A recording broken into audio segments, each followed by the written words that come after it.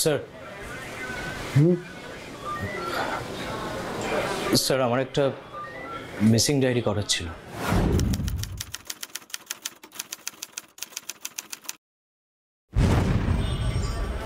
বসো।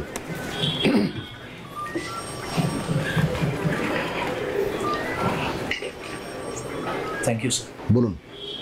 স্যার আমার নাম বিশ্বজিৎ ঘোষ, বাড়ি বনগাঁর চাকুলিয়া গ্রামে। আমার বৌদি মিলি ঘোষ আজ 2 দিন ধরে নিখোঁজ। প্রথমে আমি নিজের মতো করে অনেকটা খোঁজার চেষ্টা করেছিলাম, কিন্তু বৌদিকে কোথাও খুঁজে পাইনি। শেষে নিরুপায় হয়ে থানায় এসেছি। স্যার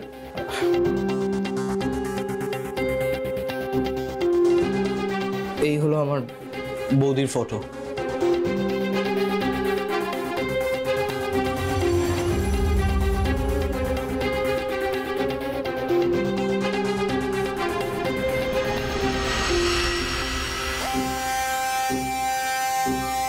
কি নাম বললে বৌদির? মিলি ঘোষ স্যার। মিলি ঘোষ। ছবিটা আমাকে পাঠিয়ে দেবে, আমি নাম্বার দিয়ে দেবো তোমাকে। ঠিক আছে স্যার। ভিকটিম মিলি ঘোষ, বয়স 25।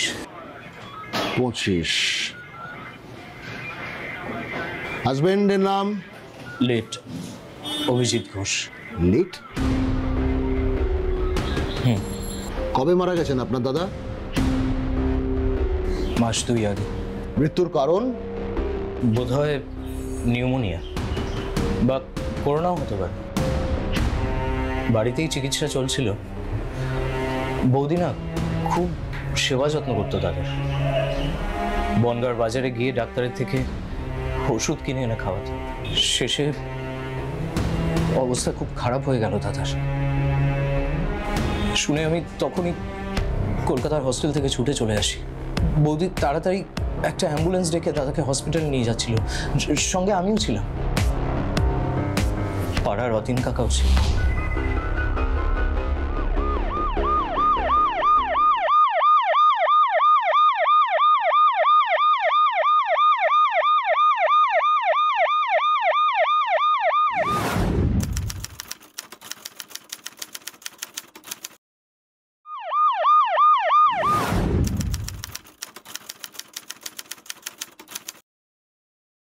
দাদা দাদা খুব কষ্ট হচ্ছে না তোমার? আর একটু সহ্য করো, আমরা এক্ষুনি হসপিটালে পৌঁছে যাব। বৌদি দাদা এরকম 6-7 দিন ধরে জ্বর সর্দি কাশিতে ভুগছিল, তুমি তো আমাকে আগে খবর দিতে পারতে, তাহলে দাদাকে আগেই হসপিটালে ভর্তি করতাম। 2 দিন আগে ভর্তি করলে হয়তো দাদার এতটা বাড়াবাড়ি হতো না গো। ভেবেছিলাম গো, তারপর ভালো তোমাকে তাড়াহুড়ো করে বাড়িতে ডাকবো, তাছাড়া ওকে তো বিনা চিকিৎসা ফেলে রাখিনি। ডাক্তারের কাছ থেকে কত ওষুধ নিয়ে ওকে খাওয়াতাম। তাছাড়া কাকা তো বললো ওকে বাড়িতে চিকিৎসা করলেই সেরে যাবে। হ্যাঁ আমি বলেছিলাম, কিন্তু হঠাৎ যে এরকম বাড়াবাড়ি হবে সেটা তো আমিও বুঝতে পারিনি।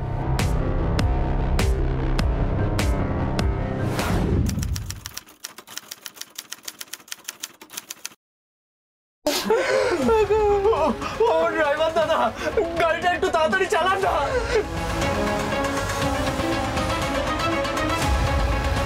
হে মা কালী, ঈশ্বর আমার স্বামীটাকে সুস্থ করে দেবে। হ্যাঁ গো, তুমি মা কালীকে দেখো, দেখো তোমাকে ঠিক সুস্থ করে দেবে।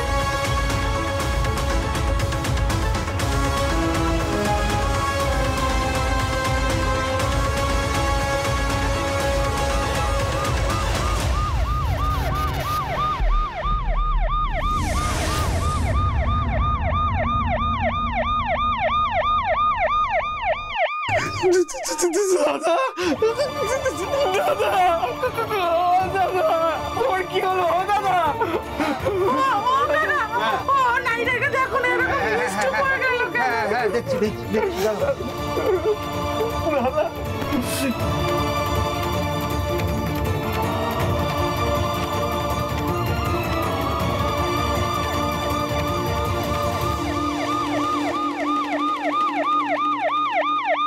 ঈশ্বর ওর আত্মার শান্তি দিও।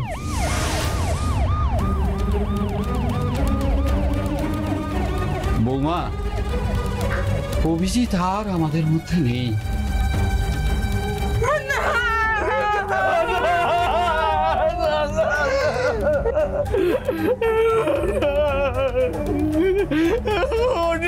দাদা একটু তাড়াতাড়ি হাসপাতালে চলুন না। আর হাসপাতালে গিয়ে কি হবে? আমার তো যা যাবো না, যাওয়ার হয়ে গেছে। কাকা তো টুকটাক হোমিওপ্যাথিক চিকিৎসা করে, কিছু অভিজ্ঞতা আছে। উনি তো বললো তোমার দাদা নেই। আরে আরে কাকা তো ভুলও হতে পারে। আমরা হাসপাতালে একবার নিয়ে যাই, হাসপাতালের ডাক্তার দেখলে হয়তো অন্যরকম কিছু একটা বলবে। অন্যরকম কিছু কি আর করবে? সে তো গেলে বলবে মারা গেছে, উপরন্ত বডি ছাড়বে না। তাছাড়া পোস্টমর্টমের জন্য তোমার দাদার বডিটা কাটাছেড়া করবে, আমি সহ্য করতে পারবো না। ও কাকা, আপনি তো গুরুজন মানুষ, আপনি বলুন না হাসপাতালে যাওয়ার কি আর দরকার আছে? দেখো, নারী দেখে যতটা বুঝেছি, অভিজিৎ আর আমাদের মধ্যে নেই। অকারণে হাসপাতালে না নিয়ে গিয়ে বাড়ি নিয়ে চলো। ড্রাইভার দাদা, বাড়ি চলো, গাড়ি ঘুরিয়ে নাও।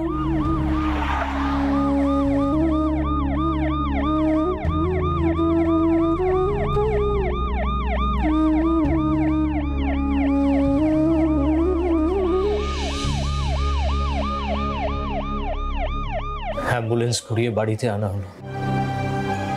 তারপর শ্মশানে নিয়ে গিয়ে তাড়াতাড়ি সেই দিনই দাহ করে ফেলা হলো দাদার শরীরটা। মাত্র 45-এই শেষ হয়ে গেল আমার দাদা।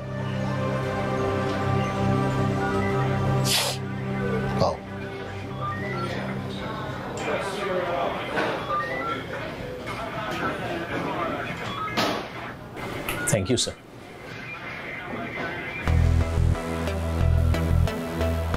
তোমার দাদার তো বয়স বললে 45 আর বৌদির বয়স 25। তোমার বয়স কত? স্যার 24। তোমার বৌদি মানুষ হিসেবে কিরকম ছিলেন? অত্যন্ত ভালো স্যার। বৌদির মনে কারোর প্রতি কোনো হিংসা রাগ কিছু ছিল না। সংসারটাকে পুরো ভরিয়ে রেখেছিল। আমাকে নিজের ভাইয়ের মতো দেখতো, আর আমার বয়স্ক মাকে নিজের মায়ের মতো।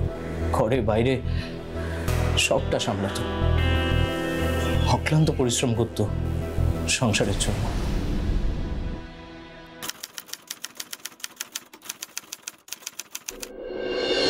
দাদা স্যার কখনো বিয়েই করতে চাইতেন, কারণ দাদার মনে ভয় ছিল যদি তার বউ এসে আমাকে আর মাকে অযত্ন করে। তবু বিয়েটা হলো? হলো প্রায় 2.5 বছর আগে। তখন দাদা 42 পেরিয়ে। আচ্ছা, অভিজিৎ বাবুর বিয়েটা কি প্রেম করে নাকি দেখাশোনা করে? সেটা এক কথায় বলা সম্ভব নয় স্যার, সে এক অন্যরকম কাহিনী। কিরকম? সুটিয়া গ্রামে আমার মায়ের এক ছোটবেলার বান্ধবী থাকতো। তার স্বামী মারা গেছিল অনেক বছর আগে। বছর 3 আগে মা খবর পায় যে তার বান্ধবীও অ্যাক্সিডেন্টে মারা গেছে। আর তার একমাত্র মেয়ে মিলি এখন প্রায় অনাথ। মার সঙ্গে সঙ্গে লোক পাঠিয়ে মিলিকে তার কাছে আনার ব্যবস্থা করো।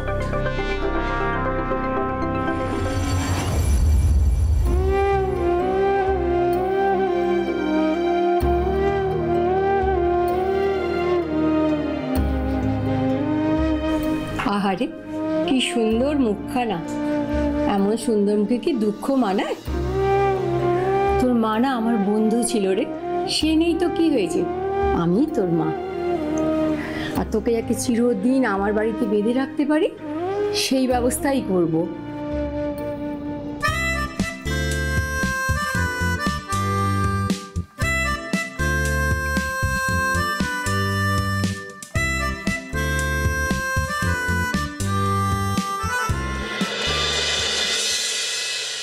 আচ্ছা, তোমরা দুজনে কি শুরু করেছো বলো তো?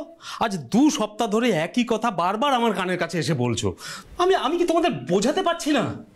এই শোন, তুই কি বোঝাবি? হ্যাঁ, মা তো যা বলছে ঠিকই বলছে।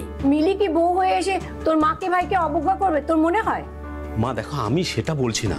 হ্যাঁ হ্যাঁ, মিলি তো ভালো মেয়ে, কি বল? জানি তো। হ্যাঁ, কিন্তু একবার আমার বয়সটা দেখ, আমার বয়সটা দেখো। আমি মিলির চেয়ে নেই করে 20 বছরের বড়। হ্যাঁ, তাতে কি? কি করে সম্ভব বল? কেন সম্ভব নয়? মিলির যদি আপত্তি না থাকে তো তোর কিসে আপত্তি?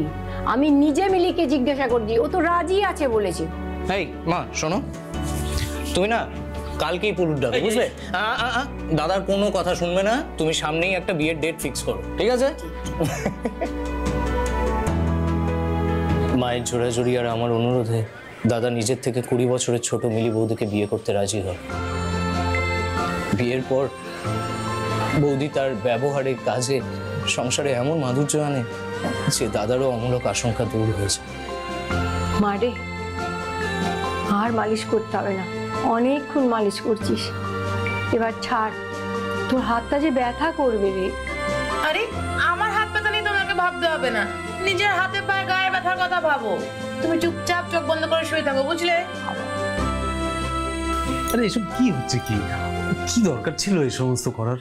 দরকার আছে, তুমি চুপ করে বসে থাকো। যা হচ্ছে তোমার ভালোর জন্যই হচ্ছে। মাথার চুলগুলো তো পাকছে, ওগুলো তো কালো করে রাখতে হবে নাকি? আরে বাবা, বয়স তো হচ্ছে, চুল তো পাকবেই। এই একদম ফালতু কথা বলো না তো, তোমার এমন কিছু বয়স হয়নি। আর মাথার চুল পাকার কোনো বয়স হয় নাকি? আমি তো দেখছি 14-15 বছরের ছেলে মাথার চুল পেকে গেছে। তুমি একদম চুপ করে বসে থাকো, আমাকে আমার কাজটা করতে দাও।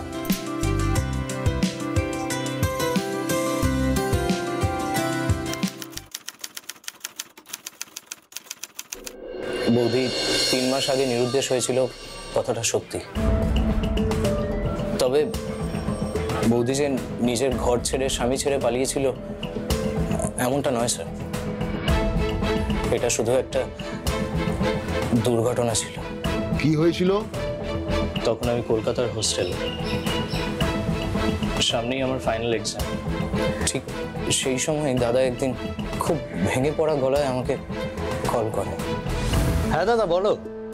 ভাই রে, ভাই আমাদের সর্বনাশ হয়ে গেছে রে ভাই, আমাদের সর্বনাশ হয়ে গেছে। কি হয়েছে দাদা? মা ঠিক আছে তো? না না না, মায়ের কিছু হয়নি। তুই জানিস ভাই, মা না একদম ভেঙে পড়েছে। কেন, কি হয়েছে? আমাকে বলো প্লিজ। তোর বৌদিকে না কালকে দুপুরের পর থেকে না আর পাওয়া যাচ্ছে না। কি বলছো দাদা? বৌদি কোথায় যাবে? বৌদির তো যাওয়ার কোনো জায়গা নেই। আমি তো কিচ্ছু বুঝতে পারছি না রে ভাই। তুমি বনগাঁ থানায় জানিয়েছো? থানা? না না, এখন থানা পুলিশ করা যাবে না। থানা পুলিশ করলে পরে পাড়ায় জানাজানি হয়ে যাবে, তোর বৌদির বদনাম হয়ে যাবে। ভাই রে, তুই একবার বাড়িতে আসতে পারবি? হ্যাঁ হ্যাঁ দাদা, আমি এক্ষুনি বেরোচ্ছি। আয়।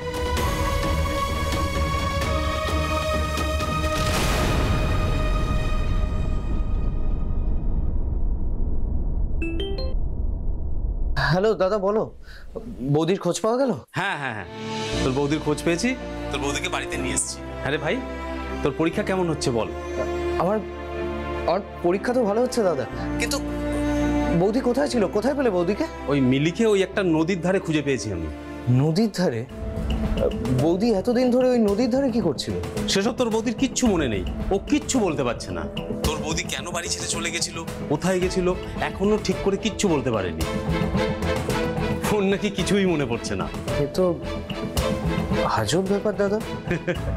হ্যাঁ হ্যাঁ, তোর বৌদির নাই সব কিছুই অদ্ভুত। ভাই তুই না কোনো চিন্তা করিস না। তুই শোন, কালকে মা গুনিন ডেকেছিল, তো গুনিন এসে বলল যে তোর বৌদির নাকি খারাপ বাতাস লেগেছে।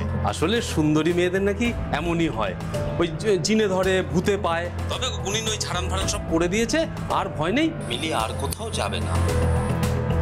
হ্যাঁ রে ভাই, পরীক্ষা শেষ হয়ে গেলে তুই বাড়িতে চলে আসবি কিন্তু। হ্যাঁ দাদা, রাখছি।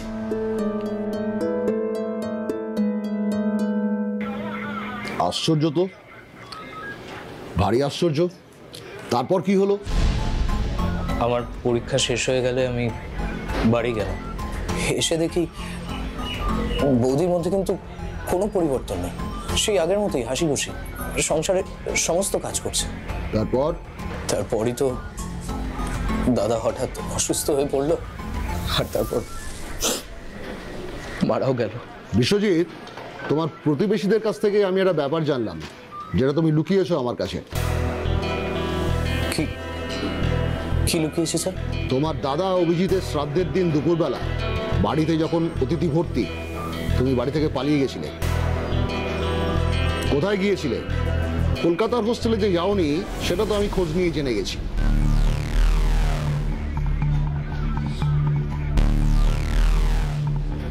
সেদিন বাড়িতে অনেক লোকজন এসেছিল স্যার, সবাই হইচই করছিল, যেন আমার দাদার মৃত্যু উৎসব উদযাপন হচ্ছে।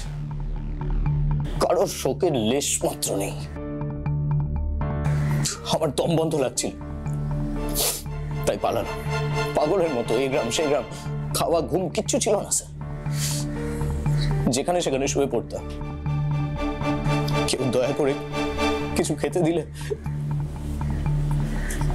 খেতাম। তা ফিরলে কবে? এই তো স্যার,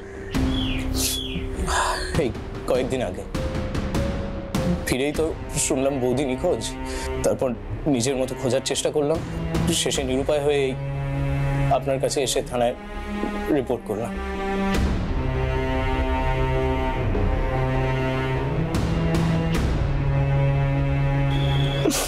বিশ্বজিৎ, বিশ্বজিৎ, স্যার, তুমি আজ যাও, তবে বাড়িতেই থেকো। ডাকলে এখানে আসতে হবে, এটা মনে রেখো, কেমন? ঠিক আছে স্যার, কিন্তু কালকের দিনটা আমাকে ছুটি দিতে হবে। একবার কলকাতায় যাব, আমার কলেজে কিছু কাজ আছে। তাছাড়া হোস্টেলেও একবার যেতে হবে। পরশু দুপুর থেকে আবার আপনি আমাকে পাবেন। আচ্ছা ঠিক আছে, যাও।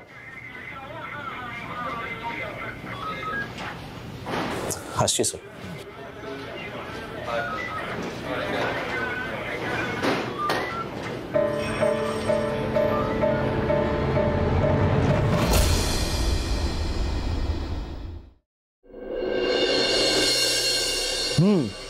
ফটোটা তোমাকে পাঠিয়েছি ফোনে, দেখো একবার।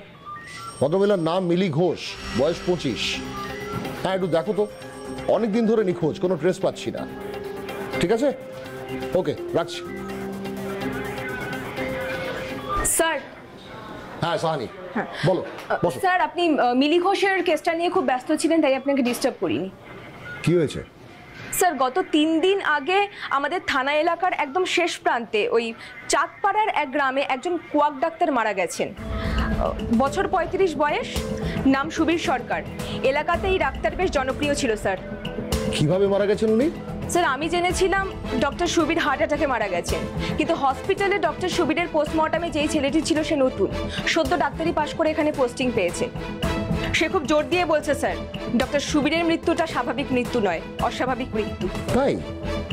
হ্যাঁ স্যার, আর তদন্ত করে আমি এটাও জানতে পেরেছি যে ইদানিংকালে এই ডাক্তারের কাছে 23-24 বছর বয়সের একজন ছেলে খুব যাতায়াত করছিল, থাকছিলও তার কাছে, কিন্তু এখন আর তার কোনো খোঁজ খবর নেই। লোকেদের কাছে ছেলেটির বর্ণনা শুনে আমাদের আর্টিস্ট ছেলেটির ছবি এঁকেছে। আপনি দেখুন তো তাকে চিনতে পারেন কিনা। আই থিঙ্ক আপনার কাছে আমি ছেলেটিকে এর আগেও আসতে দেখেছি আমাদের থানায়। আরে, এ তো বিশ্বজিৎ, অভিজিতের ভাই বিশ্বজিৎ ঘোষ, মিলি ঘোষ ওর বৌদি।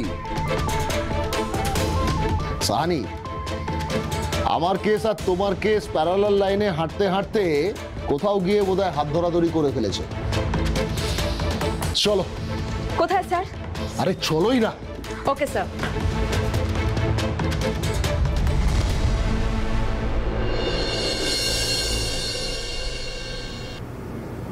পুলিশ অফিসার দাশগুপ্ত স্যার, আপনি অন্যরকম মানুষ, কড়া কথা নরম করে বলেন।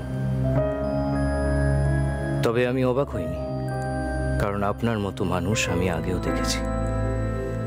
আপনি আমার দাদার মতোই। যা হোক, আপনি বললেন তোমার দাদার শ্রাদ্ধের দিন তুমি কোথায় পালিয়েছিলে। কোথায় কোথায়? সেদিন সত্যি কথা বলতে পারিনি। আজ তাহলে বলি, দাদার শ্রাদ্ধে সত্যি কি ঘটেছিল?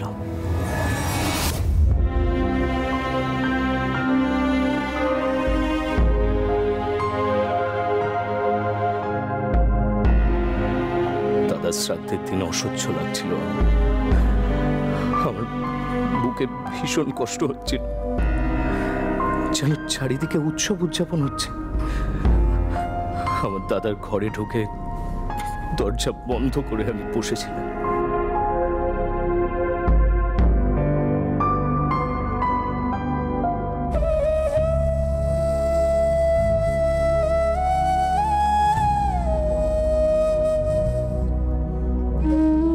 হঠাৎ একটা ফোন বাজতে শুনি ভাইব্রেশন মোডে।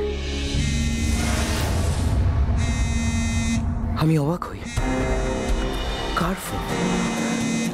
বৌদি তো ফোন ব্যবহার করে না, আর দাদার ফোন তো আমার কাছে। আমি খুঁজি,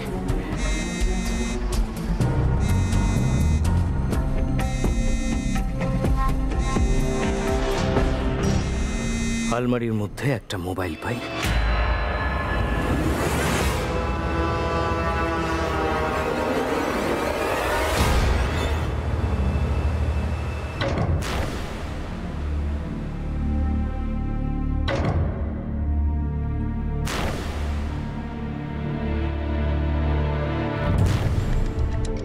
এটা কার মোবাইল?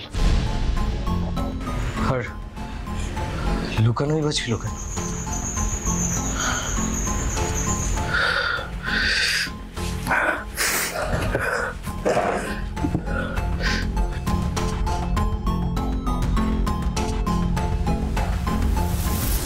কল লিস্টে তো খালি একটাই নাম্বার দেখছি। এই একটাই নাম্বার থেকে বারবার ফোন এসেছে, এক্ষুনি হলো।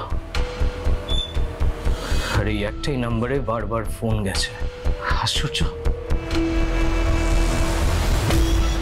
কি মোবাইলে অটোমেটিক কল রেকর্ডার আছে দেখছি। তার মানে কল করলে দুজনের কথাগুলি রেকর্ড হয়ে থাকবে। কল রেকর্ডিংগুলো চেক করতে হবে, তাহলেই বুঝতে পারবো এটা কার ফোন আর নাম্বারটাই বা কার।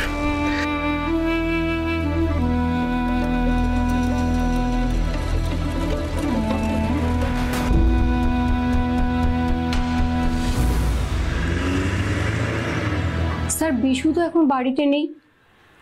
কালকে রাতে কোথায় যে গেল সেটা তো ঠিক বলতে পারবো না। আচ্ছা, আপনার বড় ছেলে অভিজিতের শ্রাদ্ধের দিন দুপুরবেলা বিশ্বজিৎ কি বাড়ি থেকে বেরিয়ে গেছিল? হ্যাঁ, হঠাৎ করে কি যে হলো, অভিজিতের ঘরে গিয়ে বসেছিল ঘন্টাখানেক দরজা বন্ধ করে, তারপরে কোথায় যেন বেরিয়ে গেল। আমরা একটু অভিজিতের ঘরটা সার্চ করব, একটু নিয়ে যাবেন? হ্যাঁ, চলুন চলুন।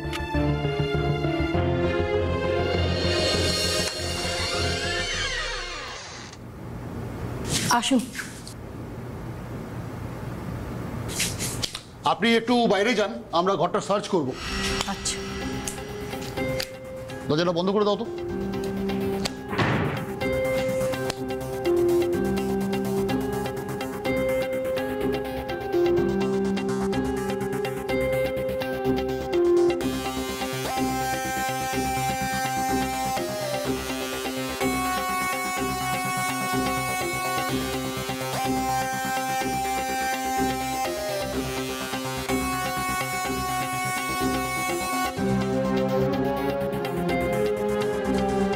সাহানি, এই ফোনটা এত যত্ন করে দারুণভাবে রাখা আছে কেন এখানে? কার ফোন এটা? দাদার শ্রাদ্ধের দিন কল রেকর্ডটা শোনার পর মুহূর্তেই আমি বাড়ি ছাড়ি। পথে পথে ঘুরে বেড়াই শুধু একজনের খোঁজে, একটা মোবাইল নাম্বার, একটা নাম আর একটা জায়গার নাম। একদিন সুবীর ডাক্তারের সঙ্গে দেখা হয়ে যায় আমার রাস্তায়, অদ্ভুতভাবে।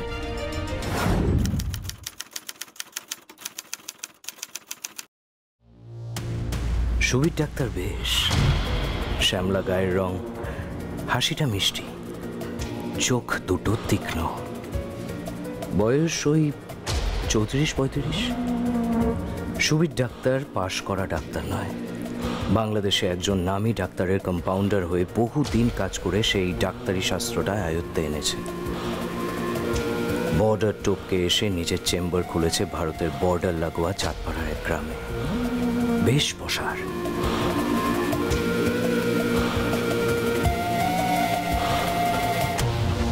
আমি আমার ব্যবহারে সুবীর ডাক্তারকে মুগ্ধ করে ফেলি, তারপর তার অ্যাসিস্ট্যান্ট হয়ে যাই। সুবীর ডাক্তারের চেম্বারের পেছনে একটা নদী, যেখানে একটা পরিত্যক্ত বাড়ি। ওই পরিত্যক্ত বাড়িটা আসলে সুবীর ডাক্তারের গোপন অপারেশন থিয়েটার। এখানে অবৈধ অ্যাবর্শন করে সুবীর ডাক্তার। এখানেই ডাক্তার আমার থাকার ব্যবস্থা করে দেন। ডাক্তার গাঁজা খেতে খুব পছন্দ করেন। আমি খুঁজে খুঁজে ভালো গাঁজা এনে গাঁজা বানিয়ে সুবীর ডাক্তারকে খাওয়াই।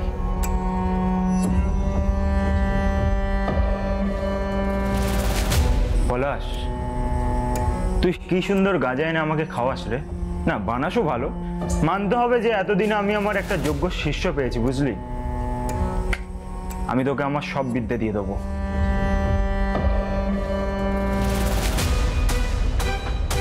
আমি গাঁজা বানিয়ে দিই, আর সুবীর ডাক্তার প্রতি রাতে গাঁজা খেতে খেতে তার অপারেশন থিয়েটারে বসে আমাকে অনেক গল্প শোনায়। আমার তেমন নেশা নেই, জানিস তো।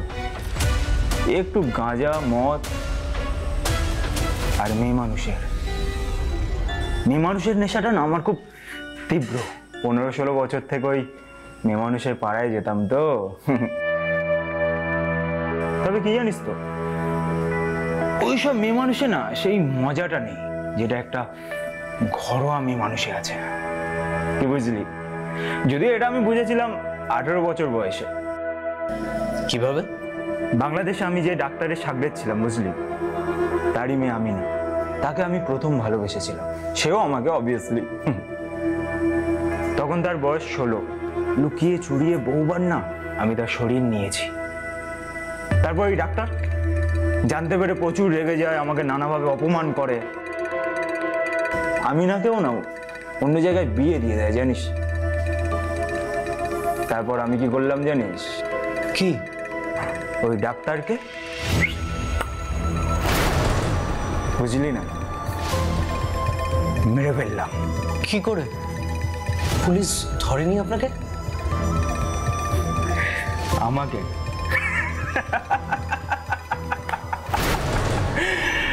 আমাকে পুলিশ ধরবে? কিভাবে ধরবে? আরে বুঝতে পারলে তো ধরবে। আমি কি করেছিলাম জানিস তো? ওই ডাক্তারের সিগারেটে সোডিয়াম থায়োপেন্টাল ঢুকিয়ে দিয়েছিলাম।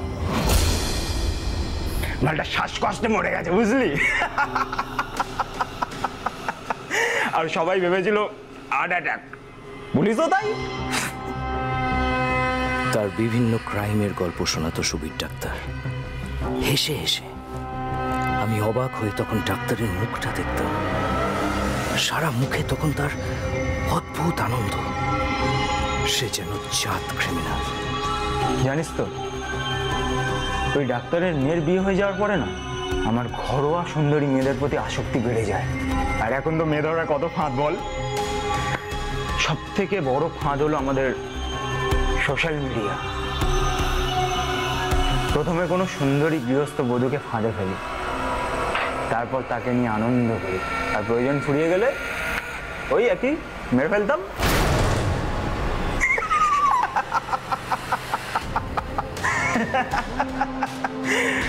ডবল মজা, বুঝলি বলাস? ডবল মজা। প্রথমে মেয়ে মানুষের মজা, তারপরে খুন করার মজা। আহা, কি করে লাশ গায়েব করতে হয় তাও শোনা গেল। কোন কেমিক্যালে লাশ গায়েব হয়, কোন কেমিক্যালে রক্তের দাগ মুছলে ফরেন্সিকে ধরা পড়ে না, সব শেখায়। আচ্ছা, এখন প্রেম করছেন কারোর সঙ্গে? মানে কেউ আছে এখন? আছে একটা ডবকা মেয়ে মানুষ। কবে মেরে ফেলবেন তাকে? জানি না রে। ওই মেয়েটার প্রতি না আমার আসক্তি কোনোভাবে কমছে না, জানিস তো। যেদিন কমবে লাশ গায়েব হয়ে যাবে। তা কি নাম আপনার বর্তমান প্রেমিকা? মিলি। বছর 5 আগে শুটিয়ার একটা গ্রামে রোগী দেখতে যাই। তখন প্রথম অবিবাহিত মিলিকে দেখি। আহ, কি দারুণ দেখতে রে। তারপরে সোশ্যাল মিডিয়াতে আলাপ জমাই। প্রথম সেরকম পাত্তা দিত না। কুমারী মেয়ে তো, কুমারী মেয়েরা একটু ভীতুই হয়। ঠিক 1 বছর পরে মিলির বিয়ে হয়ে যায় ওই একটা বুড়োর সাথে, কি বেশ নাম, অভিজিৎ ঘোষ। সেই বুড়ো কি আর পারে মিলির ওই গনগনে যৌবনের জ্বালা মেটাতে? ঠিক বিয়ের কয়েক মাস পরে মিলি আমার ফাঁদে পা দিল। মিলি না আমার প্রেমে এমন পাগল, মাস দিনের আগে তো পুরোপুরি আমার কাছে চলে এসেছিল। তারপরে কি করে জানি না, ওর বুড়ো বরটা অভিজিৎ বনগার বাড়ির ঠিকানা পেয়ে যায়, জানিস তো? খুলছি।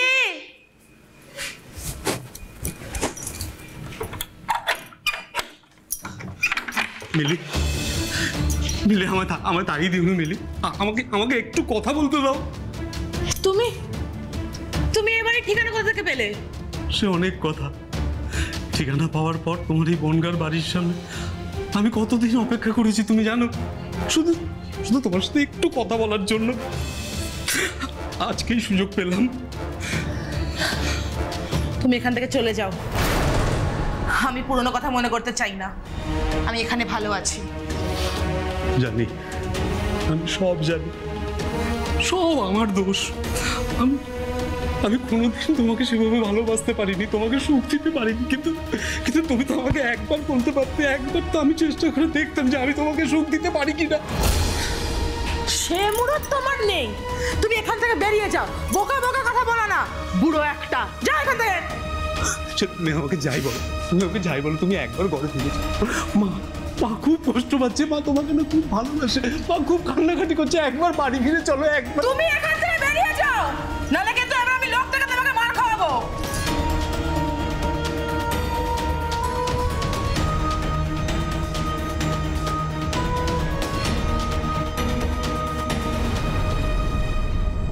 শোনো, তুমি না এত মাথা গরম করো না, বুঝলে? আর আমি যেটা বলছি সেটা ভালোভাবে শোনো। তুমি তোমার বরের সাথে চলে যাও তোমার শ্বশুর বাড়িতে,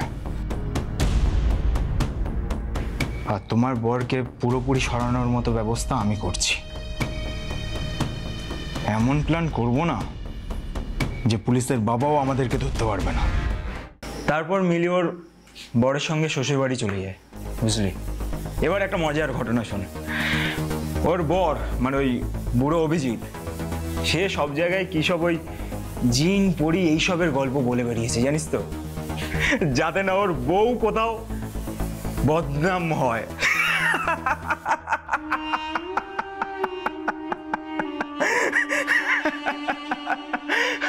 যাকে আমি না মিলিকে একটা ফোন গিফট করেছিলাম, জানিস তো?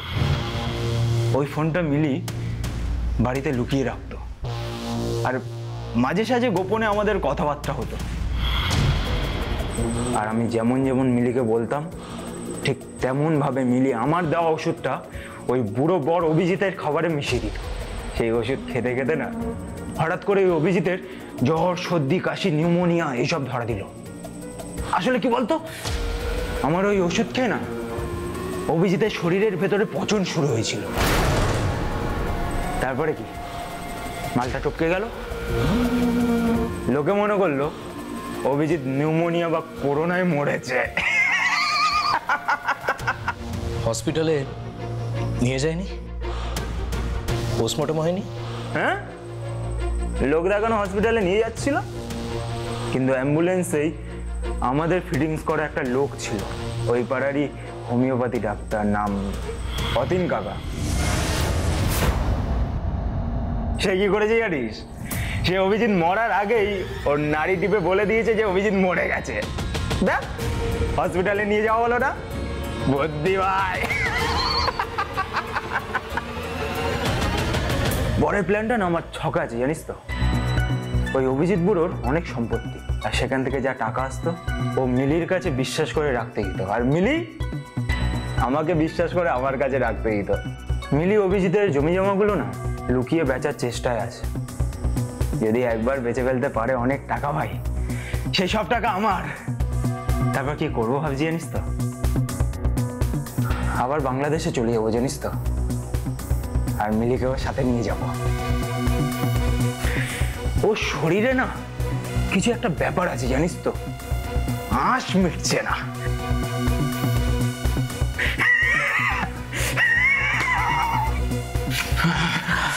স্যার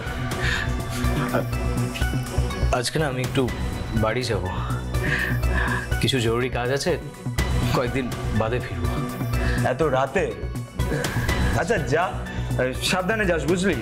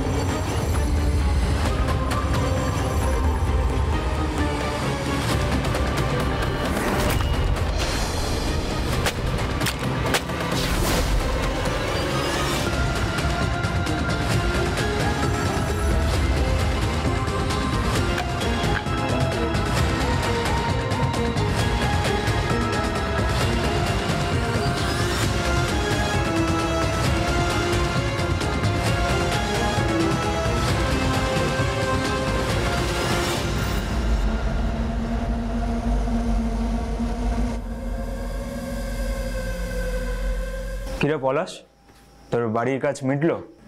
হ্যাঁ স্যার, আপনার একটা কাজেই গিয়েছিলাম, দুদিন আগে রাতে সে কাজটা আমি করে এসেছি। আমার কি কাজ বলতো? আপনার মিলিকে মেরে ফেলে কেমিক্যাল দিয়ে লাশ গায়েব করেছি। দেখুন, আজ হোক কাল হোক কাজটা তো আপনি করতেনই, আমি শুধু গুরুদক্ষিণা দিলাম স্যার। তুই মিলিকে চিনতিস?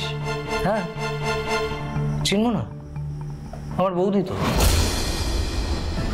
আমি তো অভিজিতের ভাই বিশ্বজিৎ স্যার। এক মিনিট, তুই না বলেছিলিস তোর নাম পলাশ? ওটা সামান্য মিথ্যা কথা স্যার। আচ্ছা এবার আসল কথাতে আসি। দাদা শ্রাদ্ধের দিন বৌদিকে গিফট করা আপনার ফোনটা আমি খুঁজে পেয়েছিলাম, সাথে পেয়েছিলাম কিছু কল রেকর্ডিং। দেখুন তো স্যার,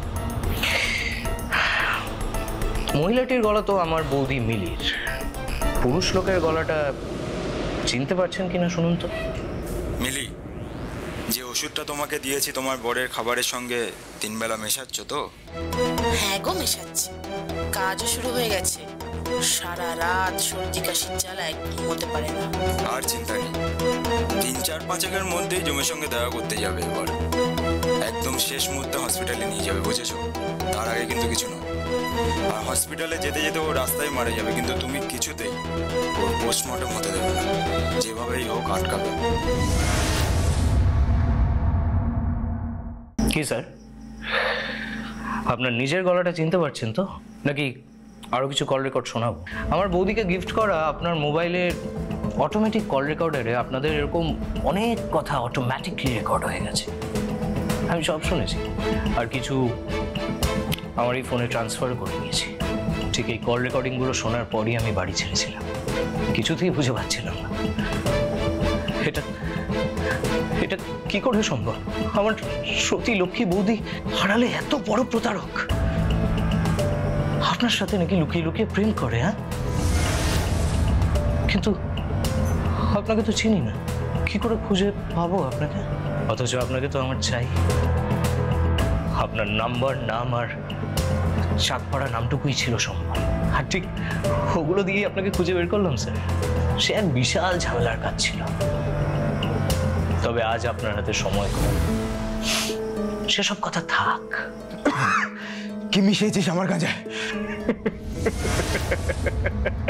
গুরুমারা বিদ্যা স্যার, সোডিয়াম থায়োপেন্টা,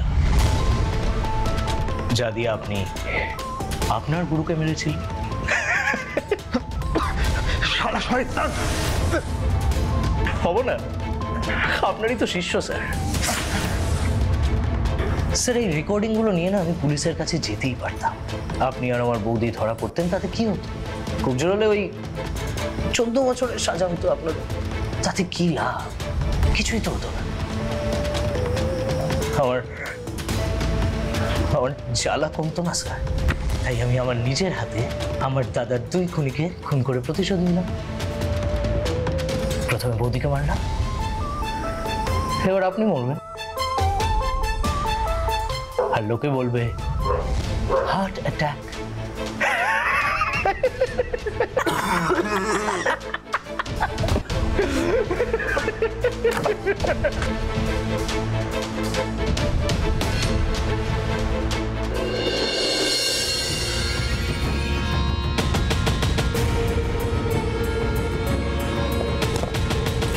ইউরেকা, কি হয়েছে স্যার? পেয়ে গেছি, সমস্ত প্রশ্নের উত্তর পেয়ে গেছি।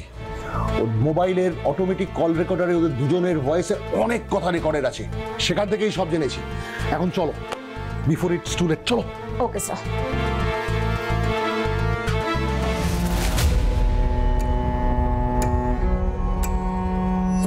কিরে বিশু, হঠাৎ এই নির্জন জায়গায় ডেকে পাঠালি, কি ব্যাপার? এসো কাকা, এসো, তোমার সঙ্গে অনেক হিসাব নিকাশ আছে। আচ্ছা কাকা,